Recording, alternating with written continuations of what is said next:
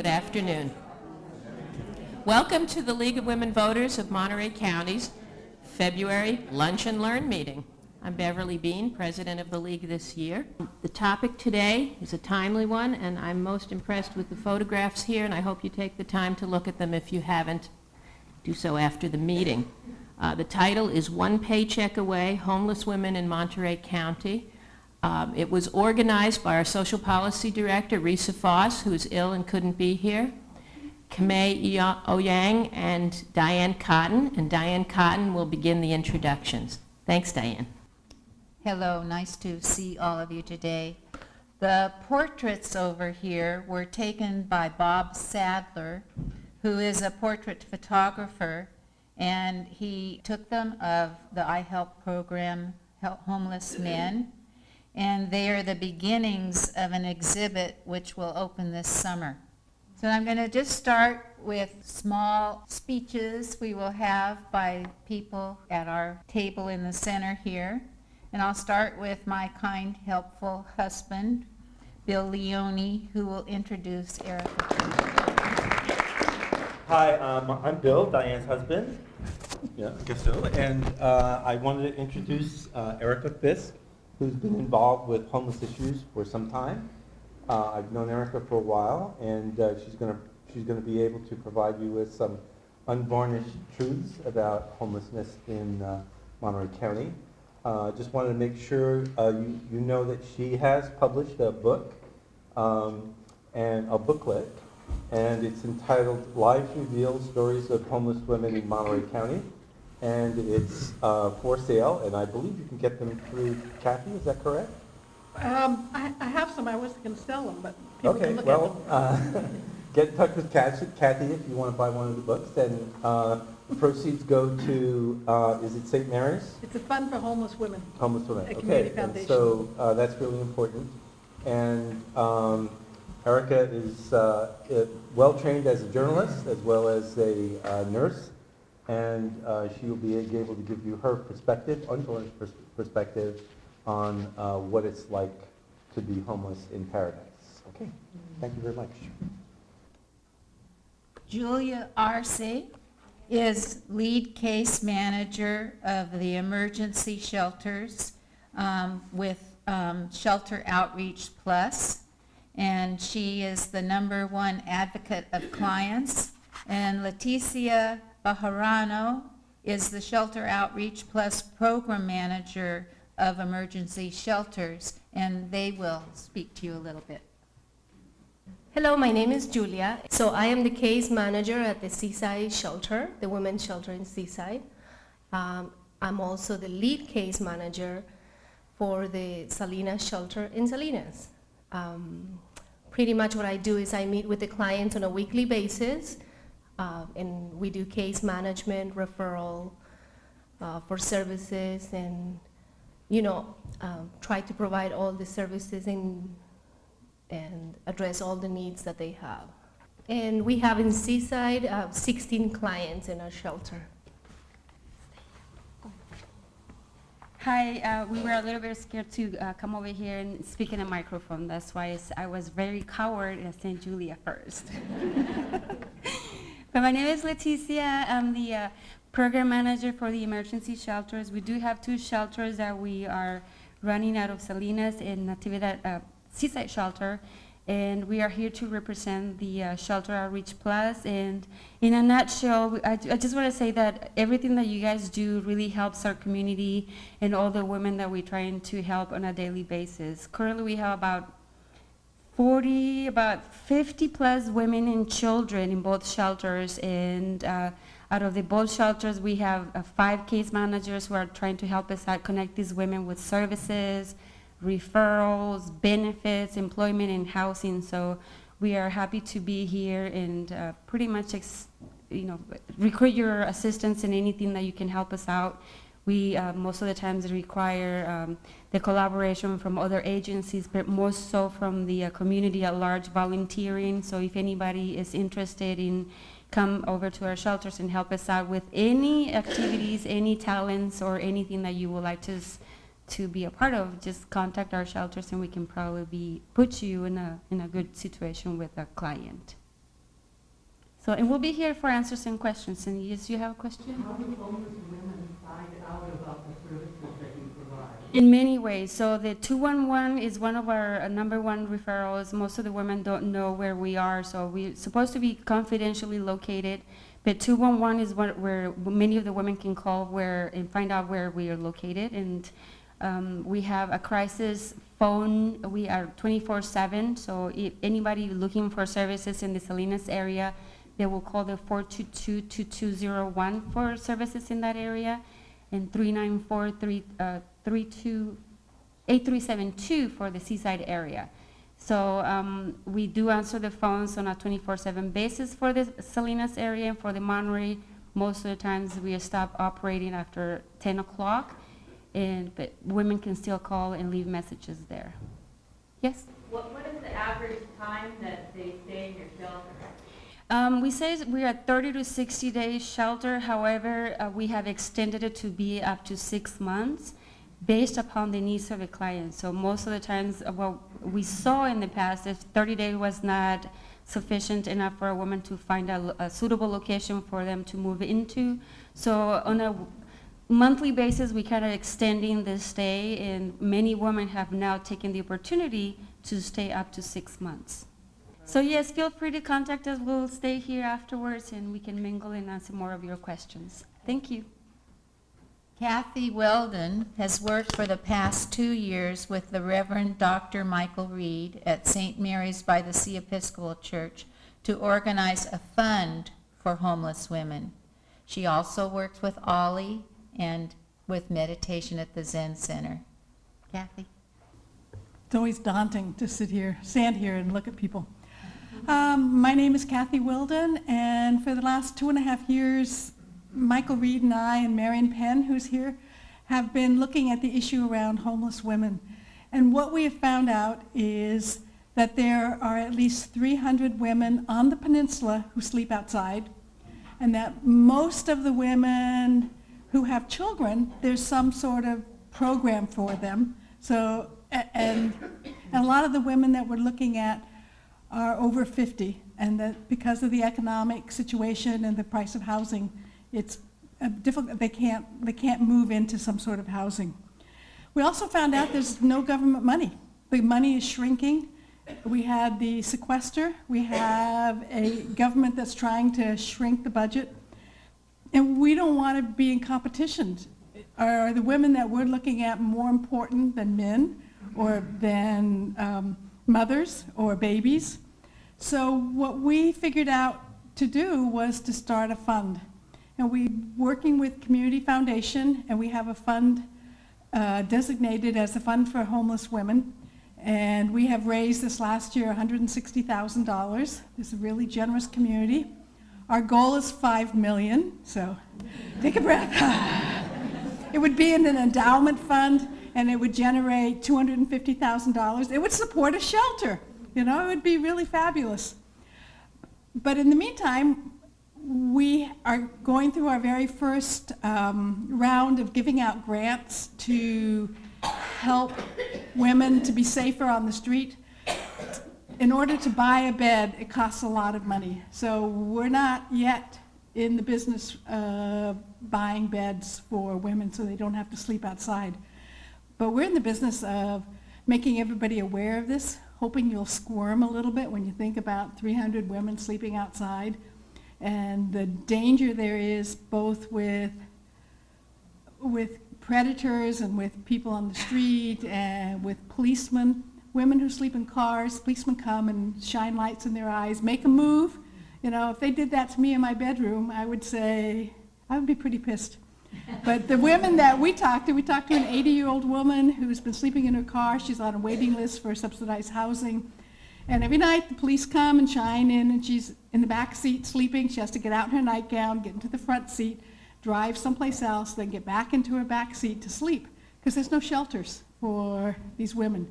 Hamilton House has a couple of beds. People can stay there for 6 months. There's not room for 300 women. And so we figured out we will raise the money, and then we'll encourage the community to come up with programs that will take care of this. We do not know what the solution is, but we do know the solution involves money. So thank you.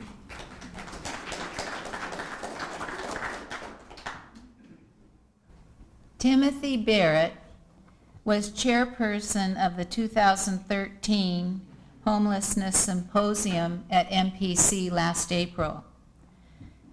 And I shortened this part, Tim. Timothy's focus has been connecting people for the common good. He has reached beyond cultural barriers through immersion and stretching himself, then brought the breadth of his experience to others through teaching, art, and business. He is an excellent person to present us with an understanding of the controversial and complex topic of homelessness.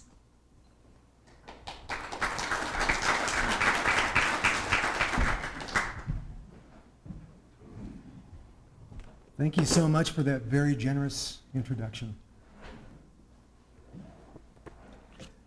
Thank you for having me.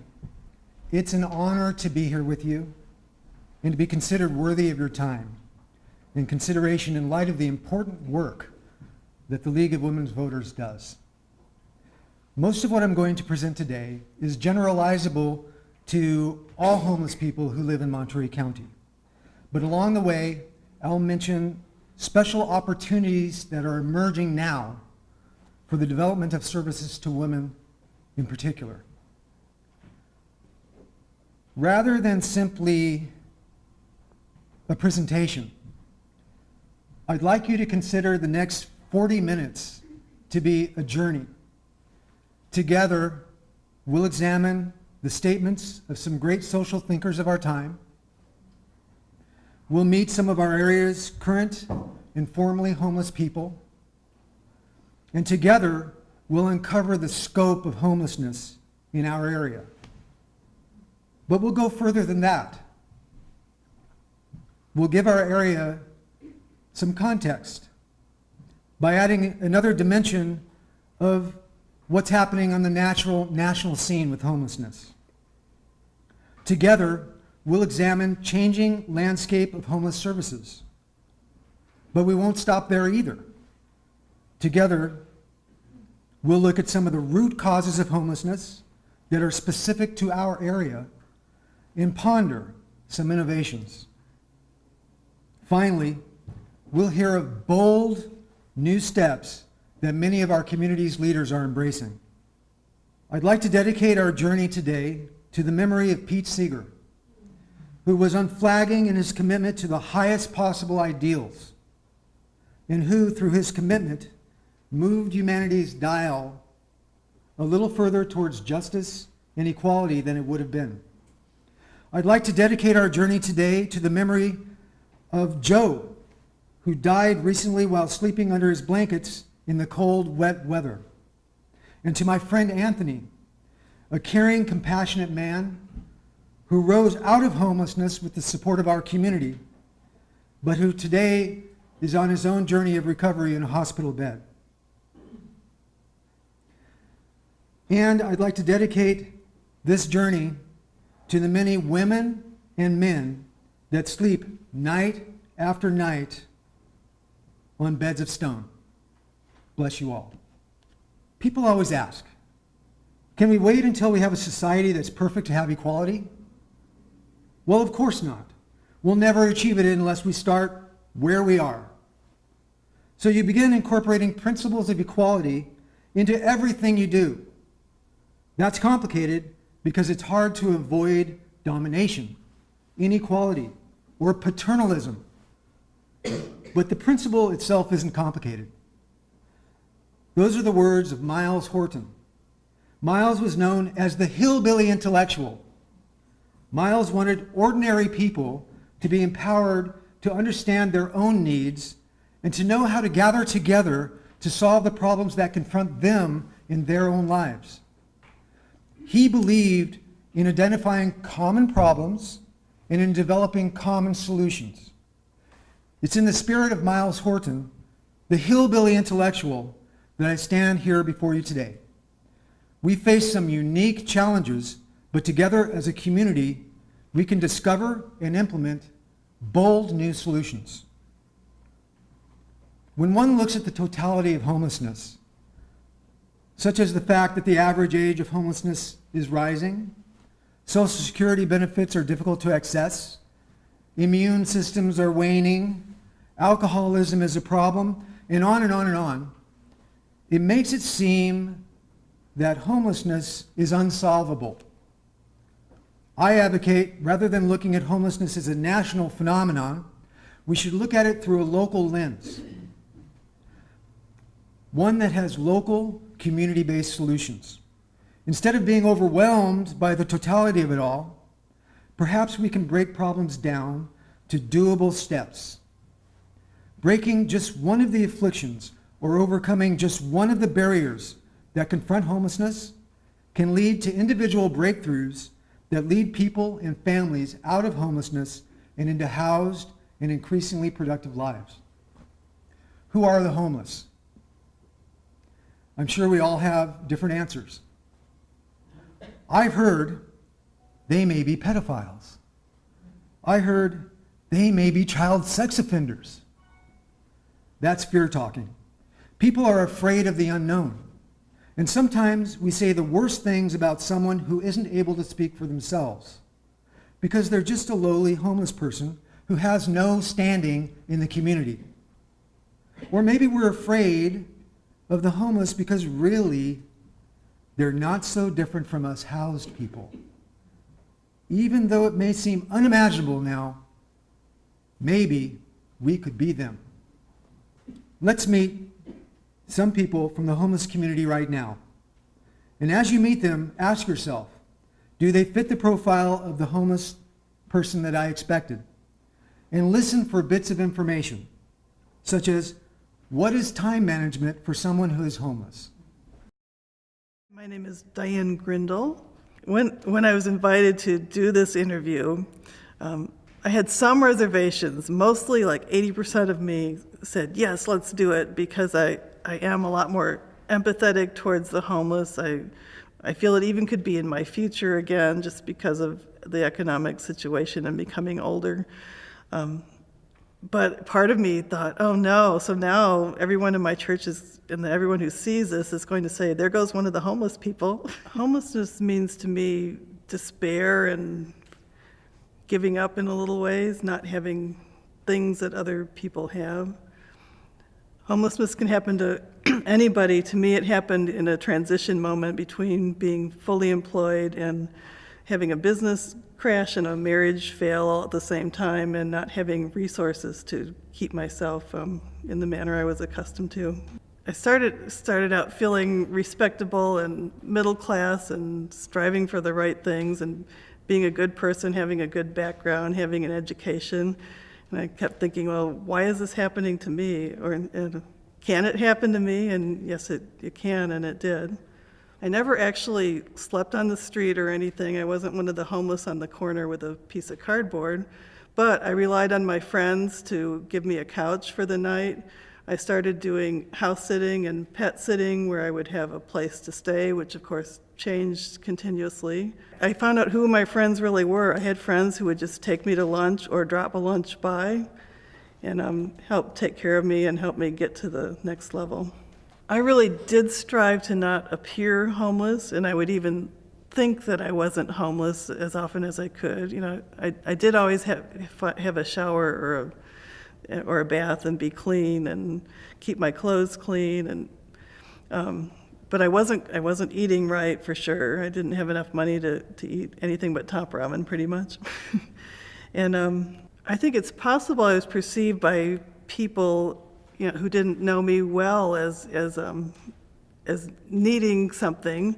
I remember I used to walk my dog just continuously around and around Lake Elistero, and some of the homeless there actually offered me dog food, and I thought, uh-oh, this is it. I look like one of them, and they're reaching out to me.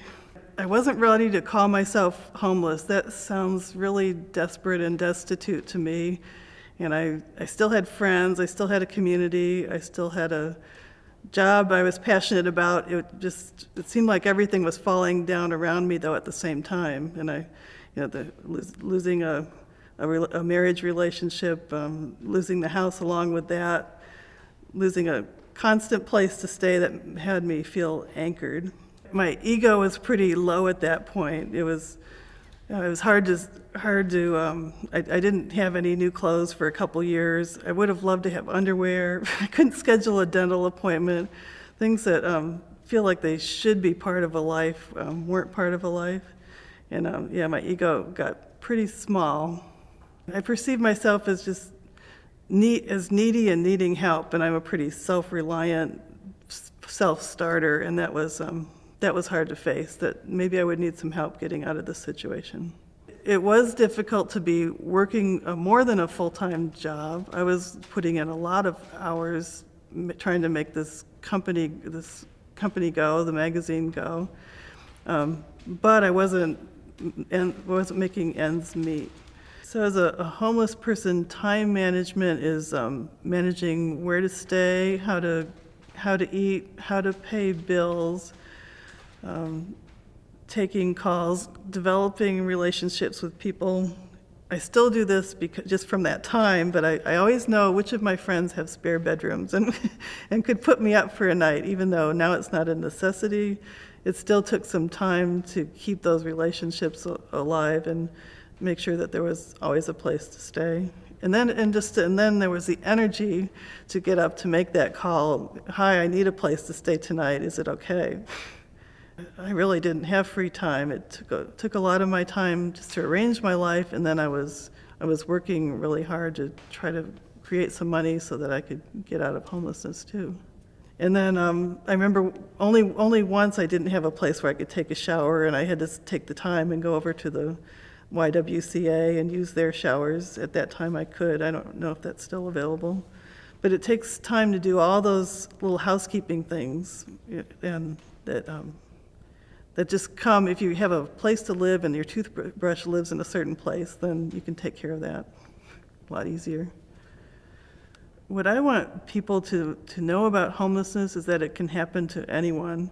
All it takes is losing a job, having a change in situation, not having some kind of financial support you've had in the past. That it could be any of us in our community, and it could happen at different points in our life for various reasons. And it would be really nice to have that community support out there to get people out of homelessness when they're there and provide the services they need to go on with their lives. Homelessness is only being without a home. So if we can provide homes, beds, some stability for the people who are homeless in our community, they won't be homeless anymore. They'll just be one of us working towards whatever goals they have in life.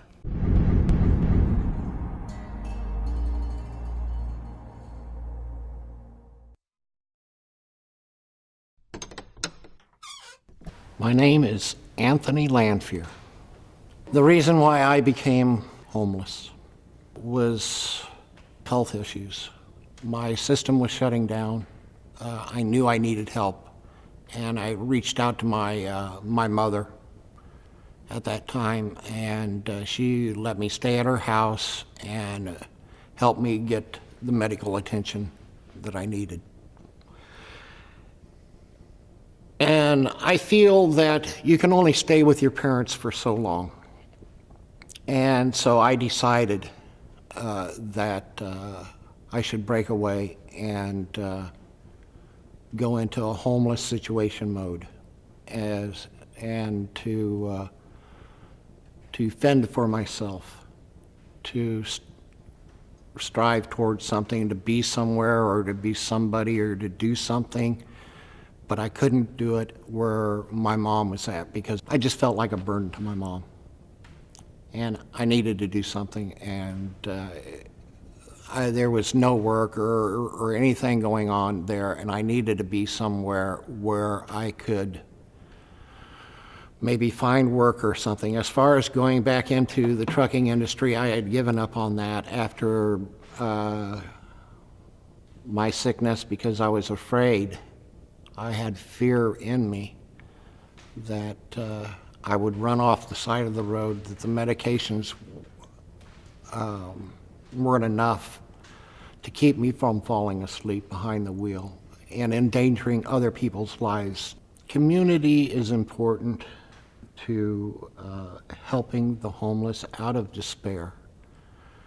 I remember so often, many times, you know, I can sit in a doorway, you know, homeless, cold, shivering, you know, it could be raining or snowing, and you're shivering there, and you're watching people walk by, and they turn their heads. They don't want to look at you. They don't want to acknowledge you. And despair and hopelessness comes upon you as you're sitting there, you know, because you see no compassion. And then once in a while, somebody will come by and give a word of encouragement or hope. But it's very rarely you see this. And after dealing with it day in and day out, you just fall harder and harder into despair, into hopelessness. And I think that if there were more people in the community that would just walk by and say, well, good morning, or even share a smile, you know, just to stop and talk and show them that you do care, helps out immensely. As far as the question is for where am I going, why don't you get work? Well, there are certain things, being homeless, that people are not aware of is, first off, you're carrying around a 40 to 60 pound backpack, everything you own, your clothing, your sleeping bag, and certain personal items that you carry with you, which is a hindrance right there. If you were to go, okay. Second, if you're on the street and you're homeless and you do not have shower facilities to be clean, then you were dirty. Third, if you're dirty, your clothes are dirty. You need money to wash your clothes. And you're still carrying around this 40 to 60 pound backpack with everything you own. And if you show up at a business to apply for a job dirty, and your clothes are dirty, you have no place to live, you have no phone to get information for jobs, and you're carrying this backpack, they're thinking, well, what kind of person is this? He is nothing but a homeless person. Now that I am housed, I don't worry anymore at night or in the day. I have a place to live. I have a place where I can keep my food, to cook, to have a place to keep my clothes so I don't have to carry them around every day. A safe place to sleep at night. I am no longer worried about being woke up in the middle of the night by somebody coming up to do me bodily harm, or by the authorities telling me that I have to pick up my stuff and move along just to find someplace else to lay down, and then an hour later to be woke up again and be told that I cannot be there either. I am so grateful for being out of the weather. Since I have been here to Monterey and within the iHelp program while I was there, I learned of 3 deaths from exposure, from being out in the cold, wet air, not being able to stay dry at night. And I thank everybody that's in this community for their dedication to helping me. Without them, I would not be on this video today. Both of the people you've just seen were once homeless and are now housed. Divorce, loss of income, work that wasn't paying off, health challenges. These are the issues that drove Diane and Anthony into homelessness. But what brought them out of homelessness was having enough stability in their lives to be able to make connections and network within the community, which led to resources to overcome some initial challenges. And it was people like all of you that helped Diane and Anthony find a home. The statistics on the next few slides are going to be taken from the 2013 Annual Homeless Assessment Report to Congress and the 2013 Monterey County Point-in-Time Census. As you can see on this slide, since 2007, the national trend, surprisingly to me, is toward decreasing levels of homelessness.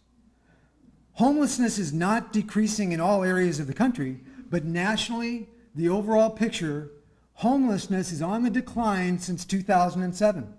In Monterey County, the story runs counter to the national trend. In our area, each year since 2007, there has been an increase in homelessness. We also know that the increase in homelessness is not due to the migration of homeless people.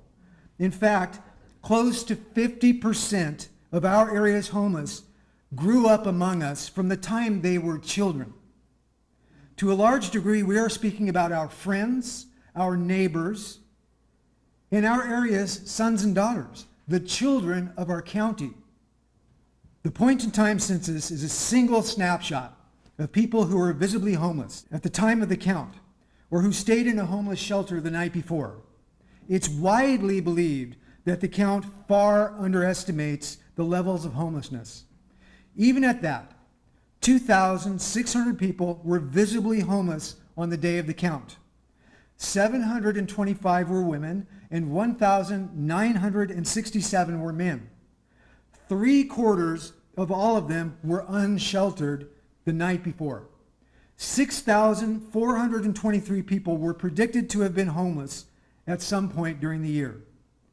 The Monterey County Office of Education, however, defines homelessness differently than they do during the count.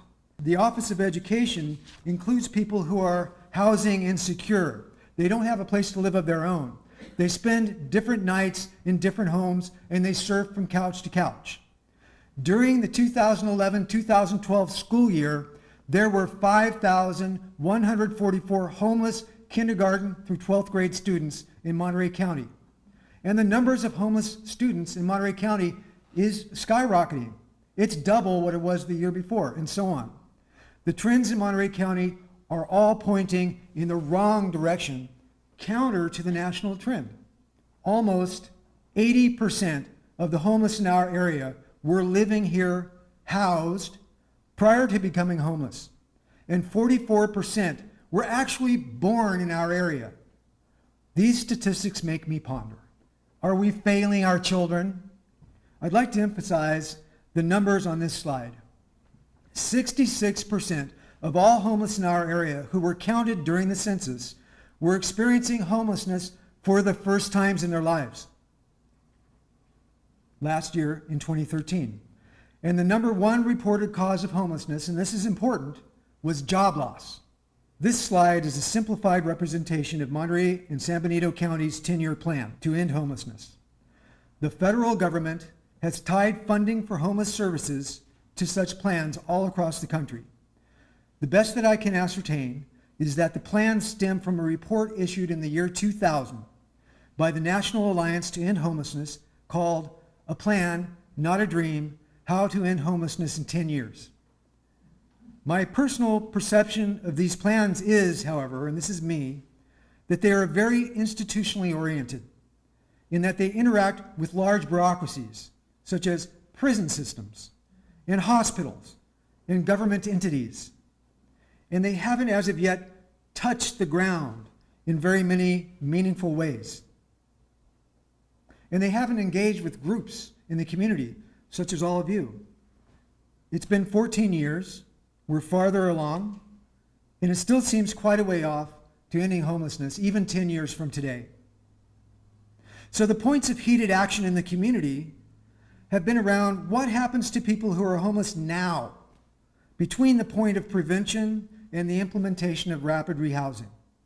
In response to those needs, churches have food pantries, community groups are serving meals, and many homeless services providers have implemented street outreach in emergency shelters and so on. We're in a time of change. At this very moment, HUD is implementing a new focus in the allocation of funds. The way I understand it is that the federal government has looked at cost, and it's been determined that the most expensive population to serve is the chronically homeless who have some sort of disability, such as substance abuse or serious mental illness, and so on.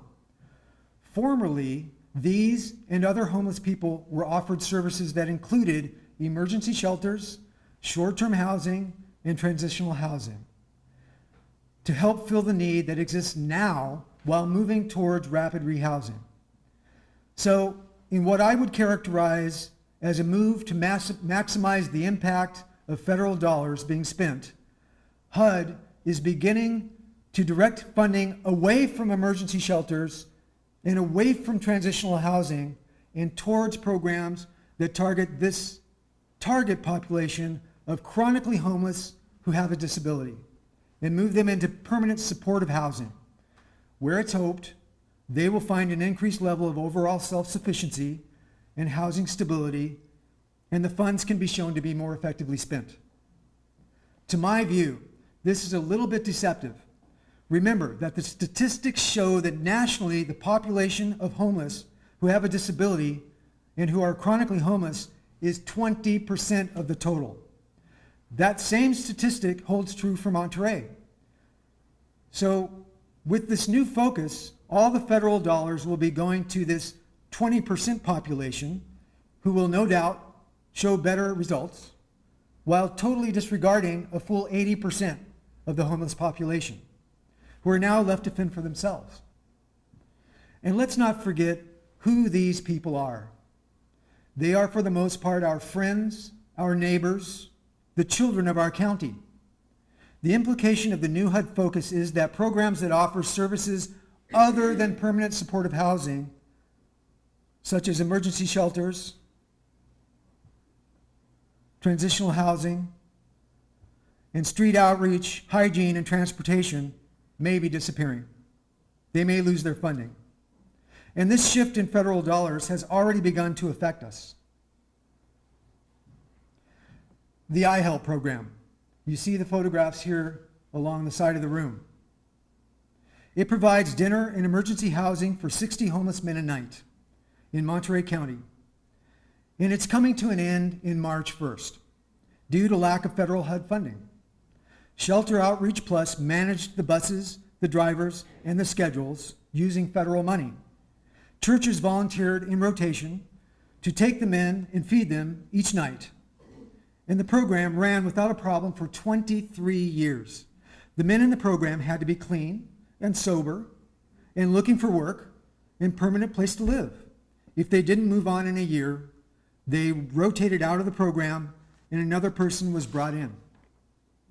Over the past several months, portrait photographer Bob Sadler, journalist Cassidy Houseman, and I have volunteered to do multimedia immersive portraits of the men, which include portraits you see here, short stories, and video interviews. At the time, we didn't know the program was threatened. We just did it to help the men and to build a unique and dignified portfolio. Now let's meet David. He was born locally in Seaside. He is one of the participants in the iHelp program. When I met David, he appeared as a well-kempt, confident, articulate, and jovial man who exuded congeniality and self-esteem. And then within the course of a short interview, this is what happened. My name is David. I came into the iHelp program in January of last year. My first night, it was kind of a shocking incident because I had lived 2.5 years up in Red Bluff in Tehama County looking for work. And when I came back down here, I didn't have a place to go. I found out about iHelp through a mutual friend of mine who was a volunteer with the program, and I've been with the iHelp program since. My first day of being homeless started July 12th, 2012. I felt frightened. I felt scared to the point where I literally wanted to cry.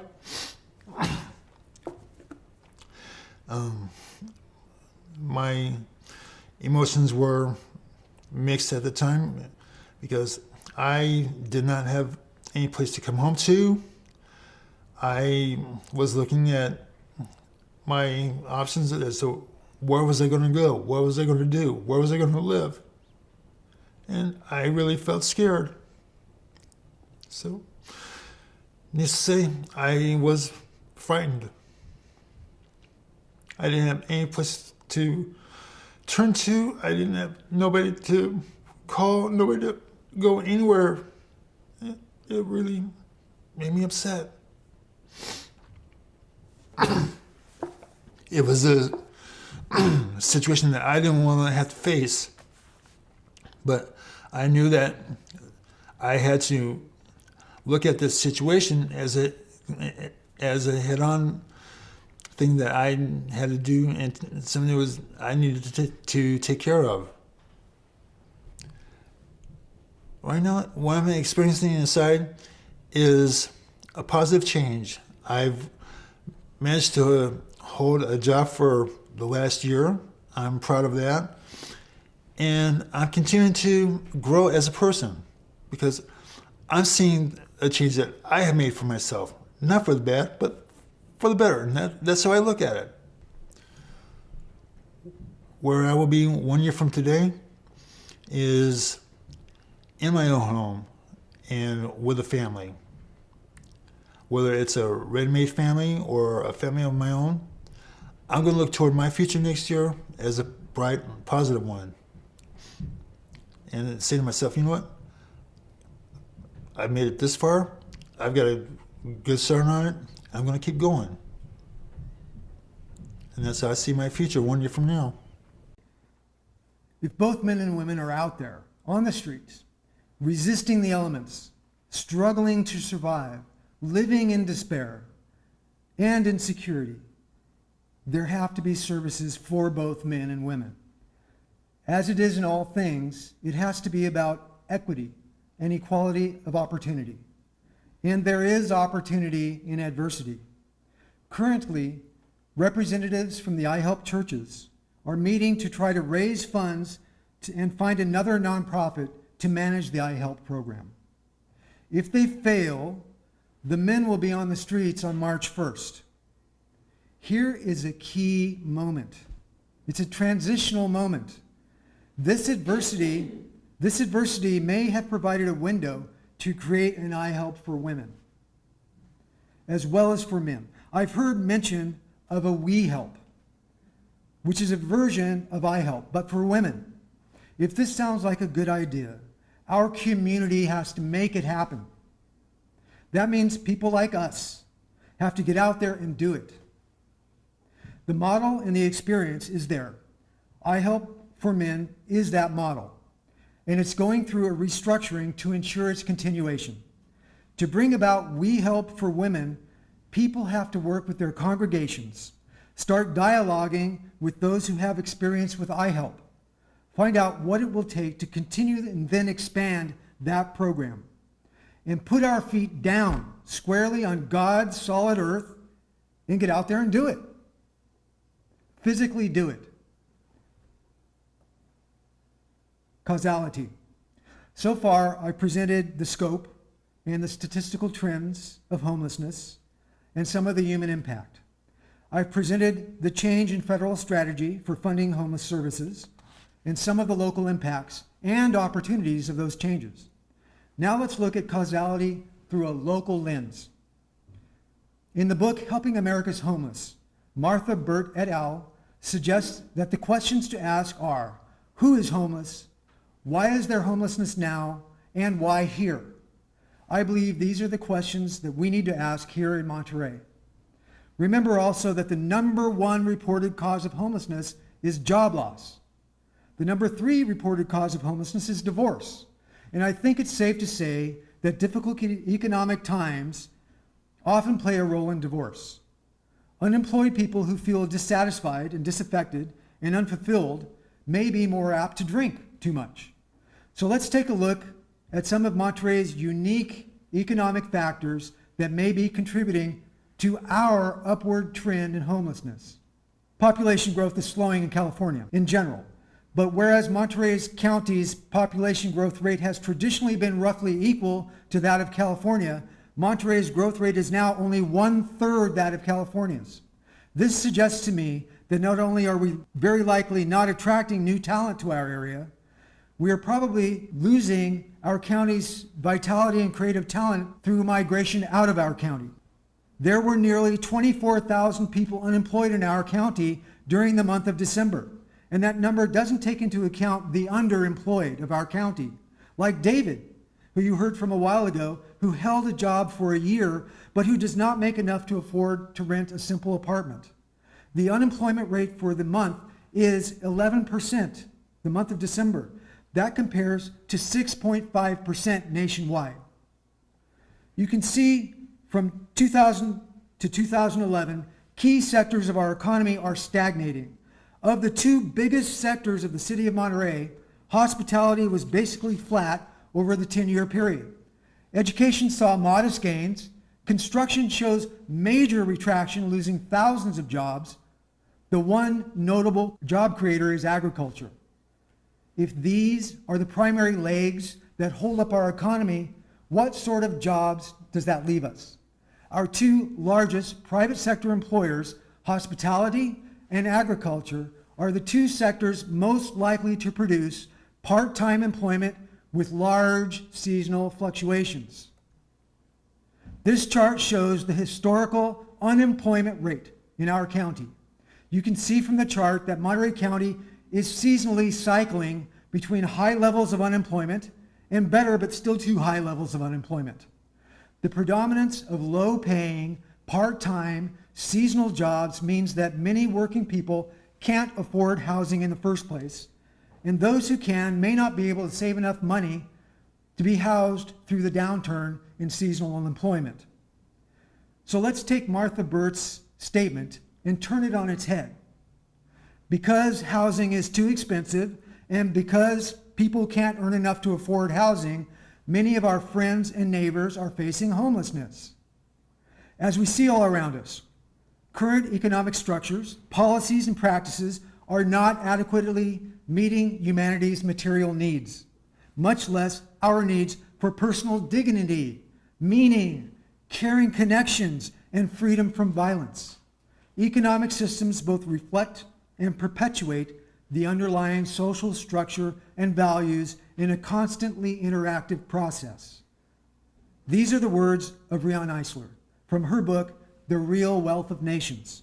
And personally, I would include economic repression that forces people into homelessness as a type of violence. What are the values that we want reflected in our community, in our economic system? If we decide that personal dignity, meaning, caring connections, and freedom from economic repression that leads to homelessness are important to our system, our value system, then we must make an effort to realize these values in our community.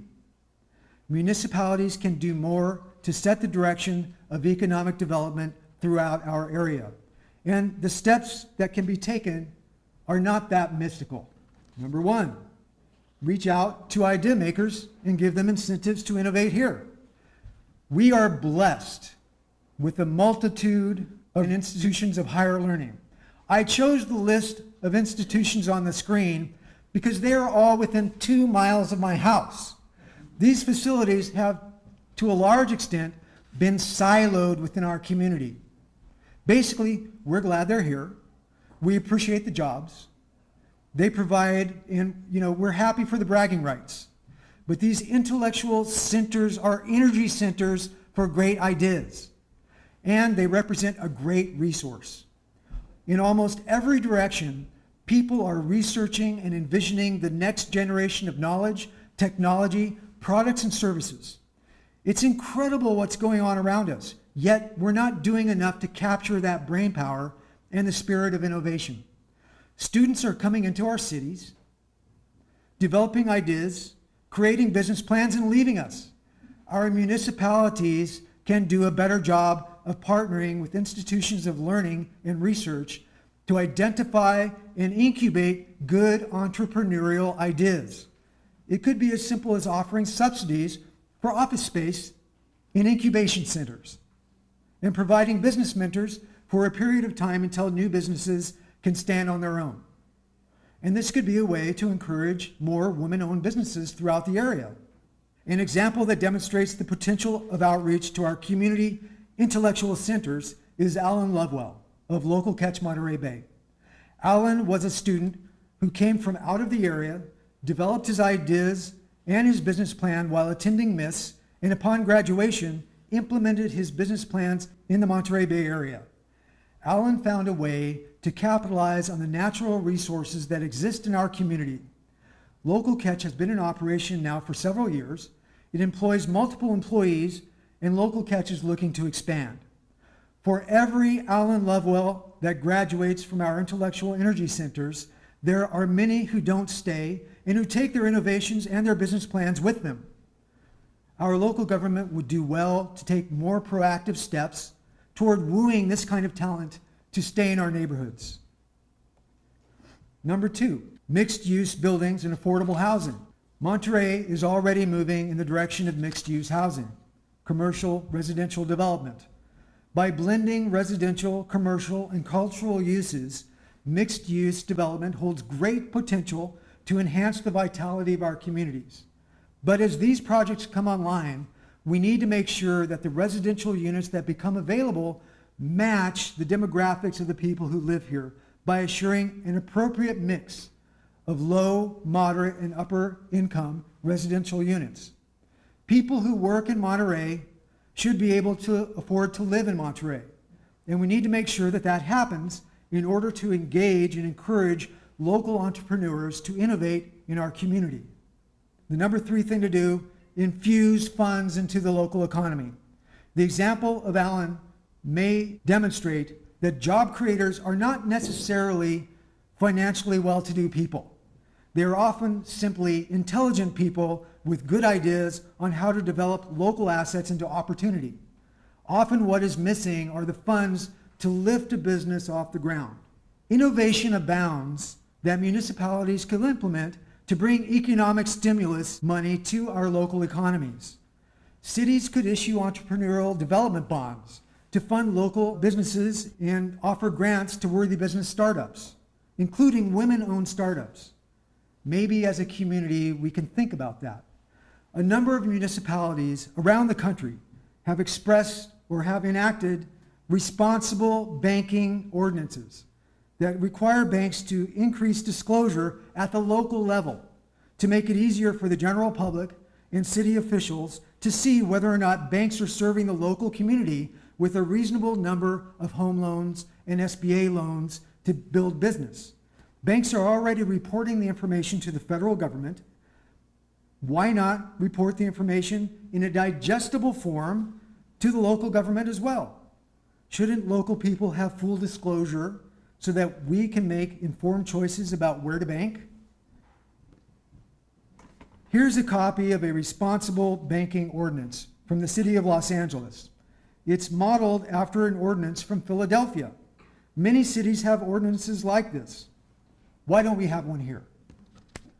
As we near the end of our journey together, I'd like to circle back to immediate needs and some of the wonderful developments and some specific calls to action. Good news. Pacific Grove passed an ordinance allocating $1 per resident if other cities will do the same. That's fantastic news. Action item.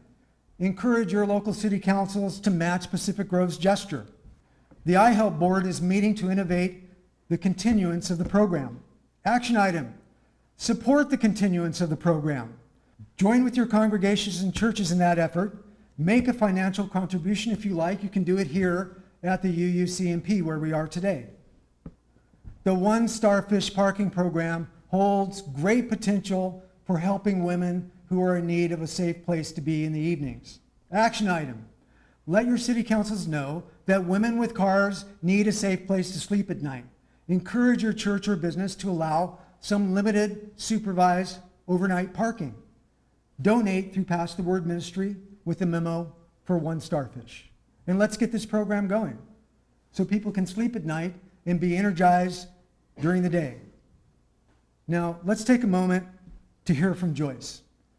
Joyce was the first person I interviewed when I began focusing on issues of homelessness. I, Joyce Walker, see myself as a human being, full of love and compassion, homeless or not. I'm not a quitter, I'm a survivor. Homeless to me means without a roof over your head, not knowing where your next meal is going to come from, not knowing when you lay down at night if you're going to wake up, not from God taking you away, but from home. We're missing a lot. There are good churches in this town that will do what they can to help people, but there's not a whole lot of family togetherness as a community helping one another. That's missing. I would even go further to say, homeless don't make me a bad person to be homeless. Very compelling words. Pete Seeger said, "What will save the world is small organizations doing what needs to be done, no matter where they are." For Joyce's sake, let's prove him right.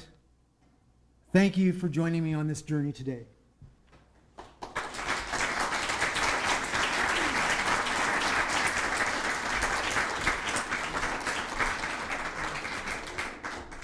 Questions?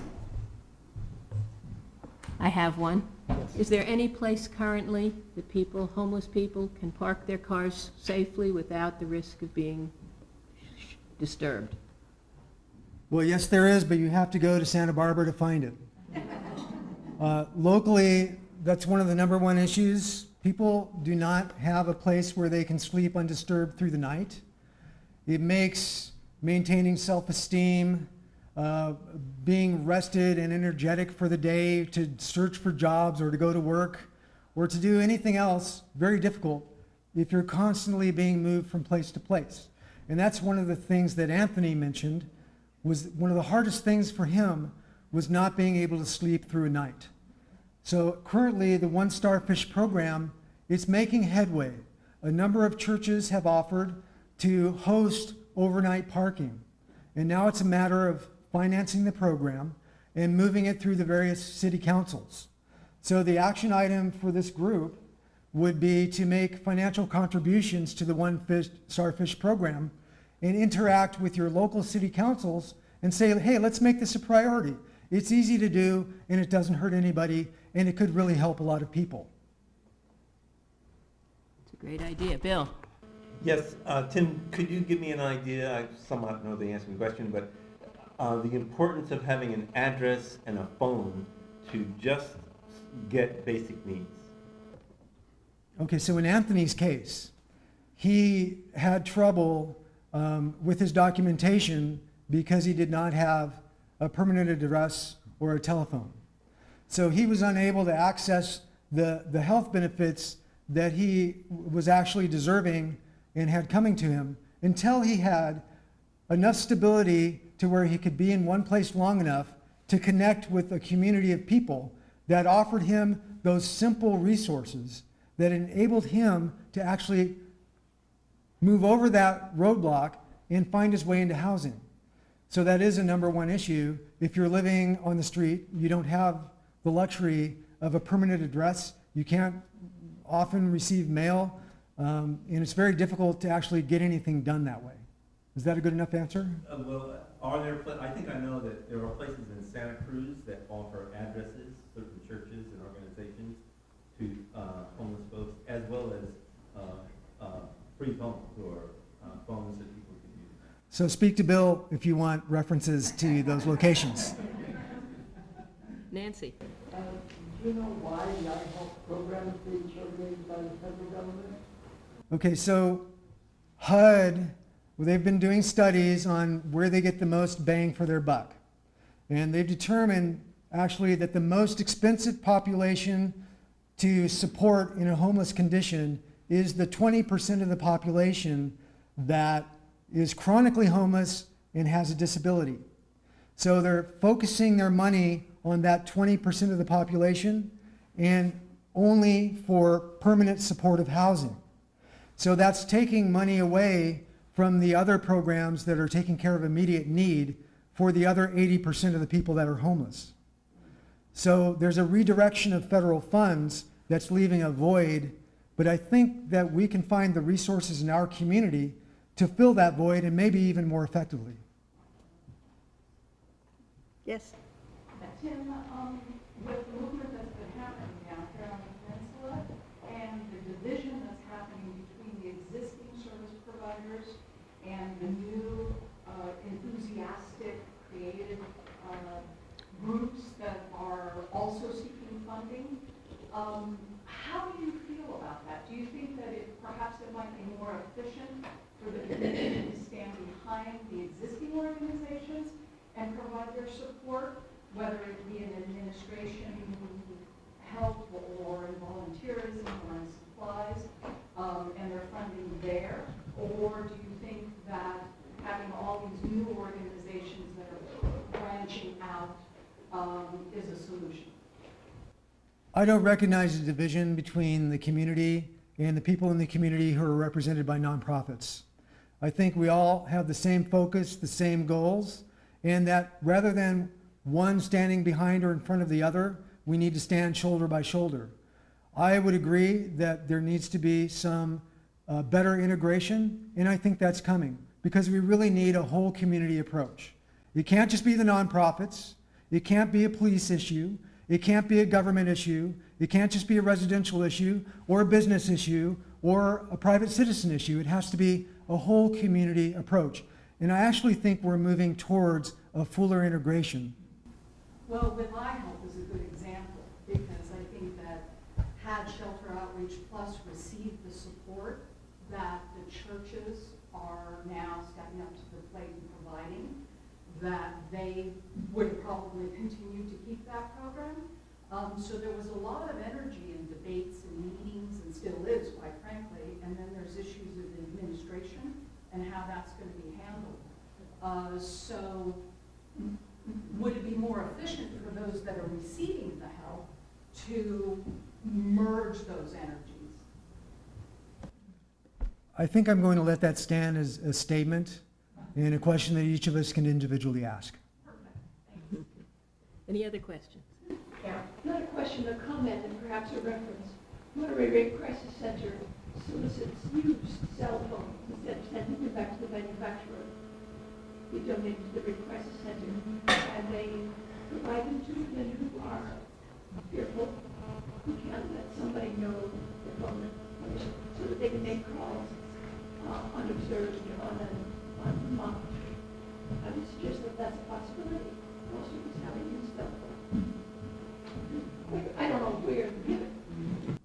The possibility in terms of donations? Donations. Okay, okay. But I think there would need to be an entity that handles that. Well, it sounds like you've just given yourself a job. You know, because that really is what it takes when we identify these issues. We can't just say, oh, look at that. We are the answer. We are the people that need to do this. I can find out more from Rape Crisis Center. Okay. And tell you how it works. I would like to thank Tim for this amazing presentation. It's just been really, really excellent. And I wanted to make one more announcement. I forgot to tell you, regarding public ownership of water, the video of our January meeting, which was so well attended, is available on our website. Please refer your friends, since we won't be able to have another seminar on the topic, that they can view the entire thing on our website. And again, I want to thank Tim and all the other people who spoke today, who are doing this important work, and I hope that our league can help. Thanks all for coming.